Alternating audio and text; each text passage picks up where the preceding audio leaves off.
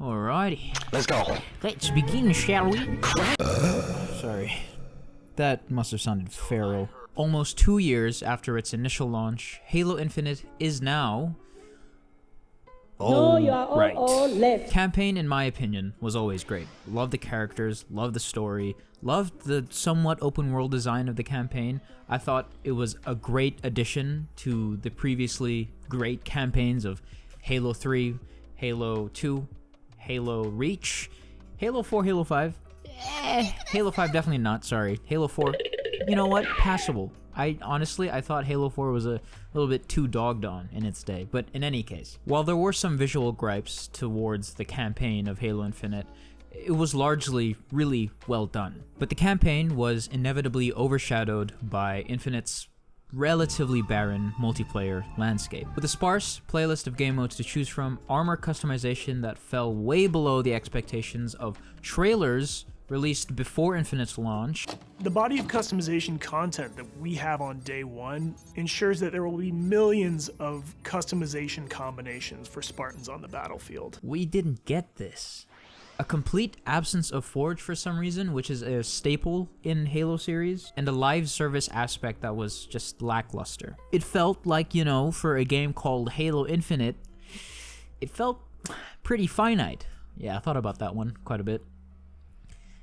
I'm proud. Now with new leadership in place, Halo Infinite's multiplayer is a now much more enjoyable experience than ever before, with way more armor customizations for the player to choose from, more maps to play with, now with included Forge, and of course, more game modes to play with friends. It's now much, much better. But more than anything else, Halo Infinite's multiplayer still feels underwhelming.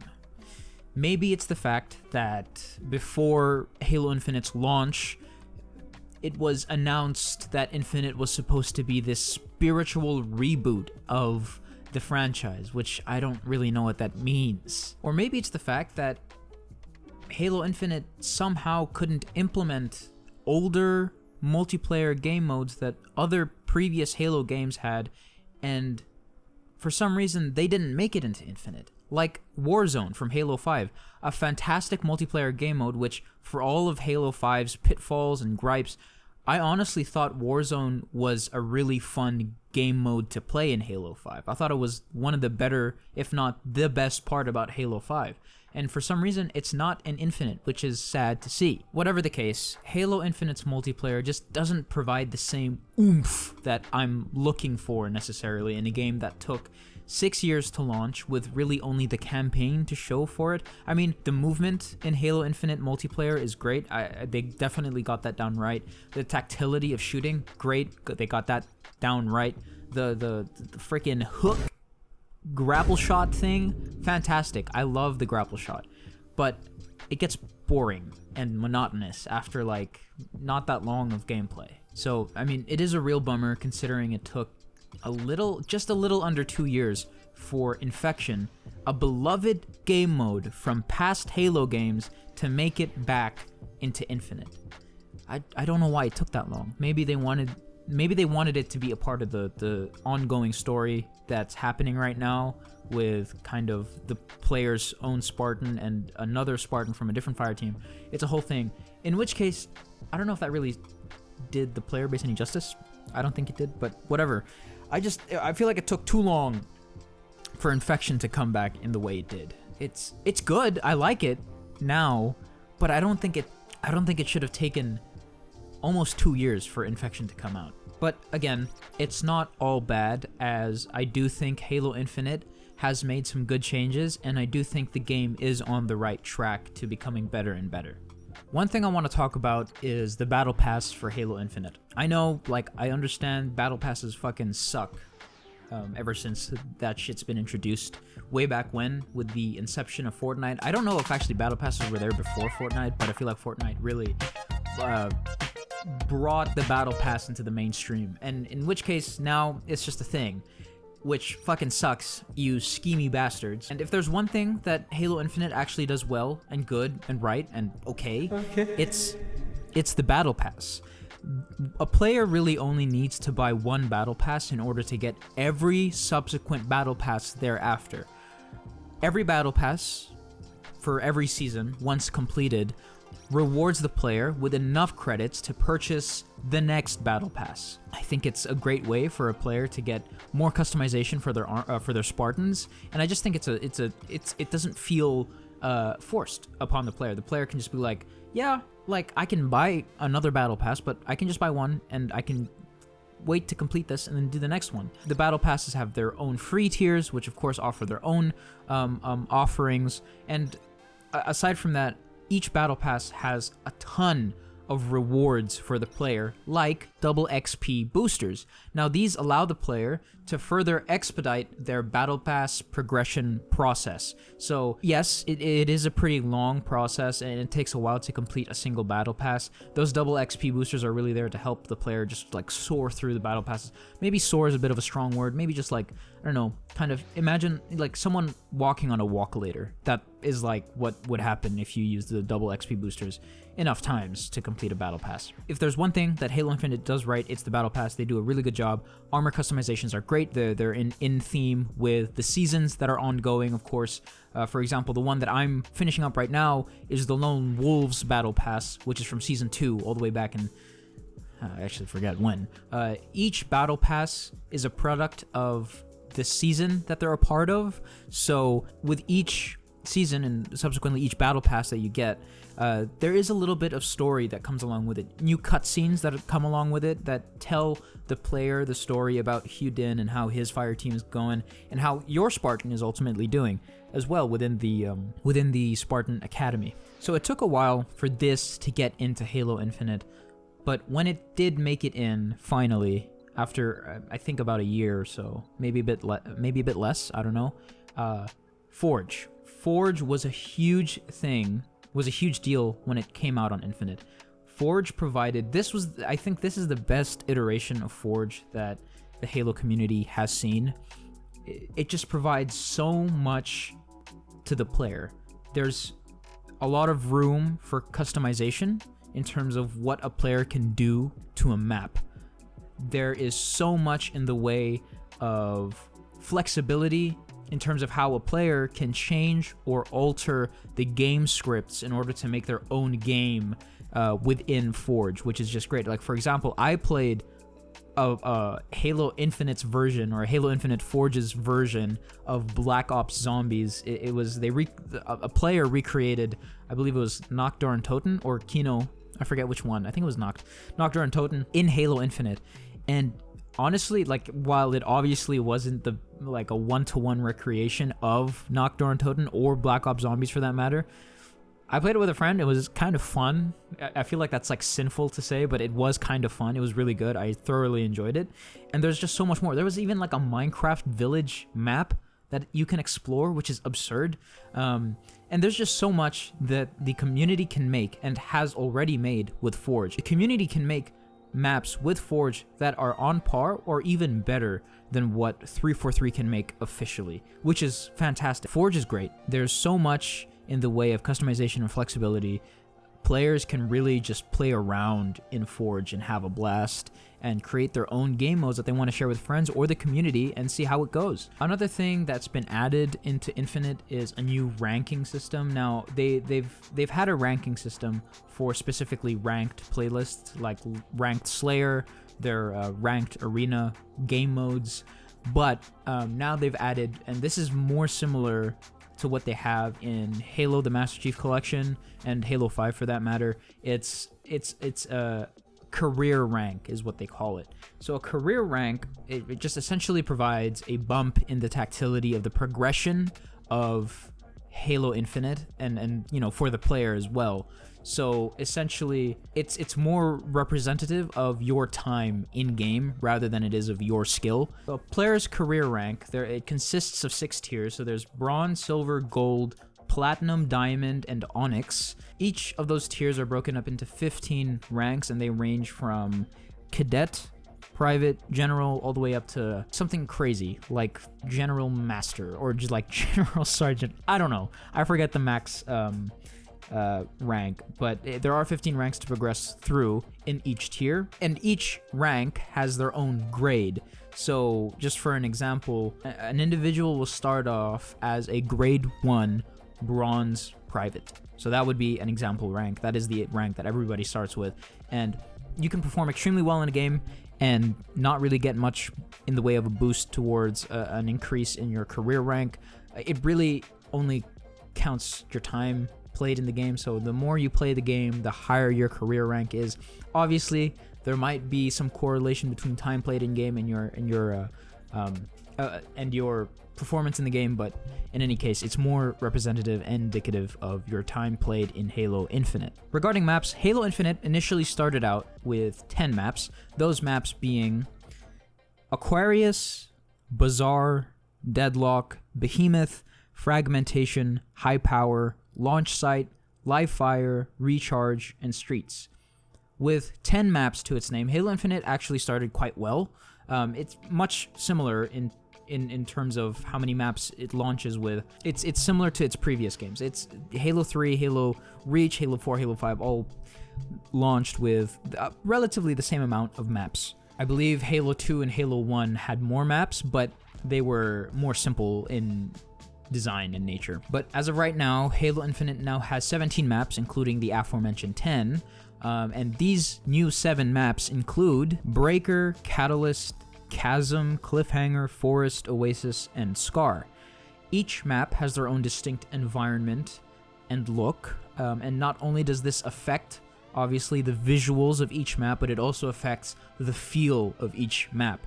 A map might be more vertically oriented, lending itself more to the grapple shot, or maybe just clambering and climbing on top of ledges and trying to snipe people, or perhaps maps might be a little bit more horizontally oriented. They're much wider in nature, lending themselves more towards big team battles and bigger game modes like that. New maps officially released by 343 are always welcome, as they provide a level of polish and sheen and consistency that sometimes you just don't get in Forge. But speaking of, if players want to play around with more maps, they don't really have to look further than the community tab in Halo Infinite, where they keep a lot of the different Forge maps that are available to the community. While there are quite a number of game modes right now in Halo Infinite, which is good, they do feel like a bit of they just feel like tweaks of kind of the core game modes that they have in the game. In particular, Slayer. That one is kind of divided into multiple different types. There's Fiesta, which is still Slayer, but essentially with randomized guns. There's also Tactical Slayer, which is essentially just, there is no motion tracker, no mini-map, and it's battle rifles or commandos, rather than assault rifles that you start off with. There's also SWAT, which is still Slayer, but the player doesn't have any shields now, and headshots instantly kill. There are other game modes, of course. There's Oddball, there's Capture the Flag, there's Total Control for big team battle, there is Stockpile, again, for big team battle, and there's also Strongholds, which I believe is for big team battle and regular-sized matches as well. Of course, there are new game modes that have been introduced to Halo Infinite, so it's not just all different permutations of Slayer. Rather, some of the new game modes that have been introduced, in particular, we have Attrition and Infection. The former, which is Attrition, includes a set of number of lives, in particular 8, for each fire team, wherein each Spartan can only respawn according to how many lives they have left. At the point where they don't have any more lives, Spartans can't respawn, and Spartans who are currently alive will have to make the attempt to revive their teammates on the battlefield. The latter, which is Infection, if you don't know, which I feel like a lot of people know about Infection begins with 1 or 2 players being infected, and their main goal is to essentially just infect the other players. It gets really fun in that once there's one man standing, there's one last dude who's uninfected. It's just every single person who's infected, they just go in and cram like the room in which the last man standing is in, and just try to infect this guy. It becomes like this weird, not weird, it's really fun. It just becomes like this really stupid and almost comedic, like, oh, everybody get this guy, he's in there, get him, and everybody just like, and they just like go in on the guy and just eat him alive. But It's fun. I really enjoy Infection. The Infected have swords, which is the biggest difference. The Infected use swords to infect the others, and the Infected also have a speed boost, so they run faster, they walk faster, and they also jump higher. They have less gravity on them, I believe. But that's kind of just Infection. Of course, there are also ranked game modes, but the ranked game modes also consist of some of the other core game modes like Capture the Flag, Stronghold, Slayer, Oddball as well.